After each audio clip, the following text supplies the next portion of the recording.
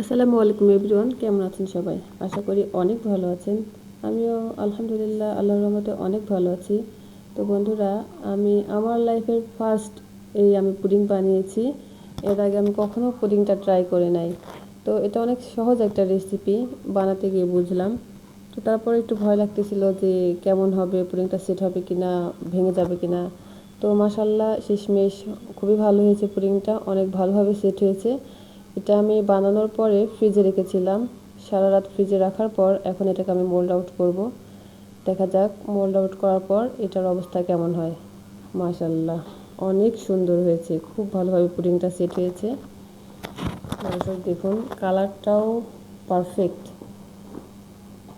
তো আমি এটাতে সাধারণত দুধ এবং ডিম ব্যবহার করা হয়, আমি সেটা দিয়েই তৈরি করেছি। আমার ডিমের পরিমাণটা হয়তো একটু বেশি হয়ে গেছে, কারণ আমি অনেক কনফিউজড ছিলাম যে আমার পুডিংটা সেট হবে কি না।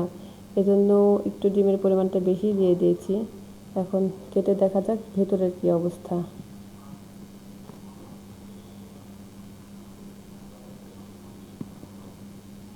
খুবই সফট পুডিংটা হয়েছে।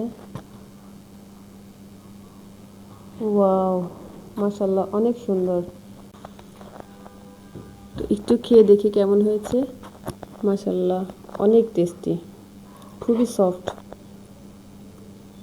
তো দর্শক, এভাবে আপনারা পুডিংটা মাঝে মাঝে বাসায় ট্রাই করতে পারেন। অনেক সহজ একটা রেসিপি, আমি তো ভাবতেই পারিনি আমার ফার্স্ট পুডিং এত সুন্দর হবে। আলহামদুলিল্লাহ, আমার জন্য দোয়া করবেন এবং এরকম আরও অনেক রকম রেসিপি নিয়ে যেন আমি আপনাদের সামনে হাজির হতে পারি। আসসালামু আলাইকুম।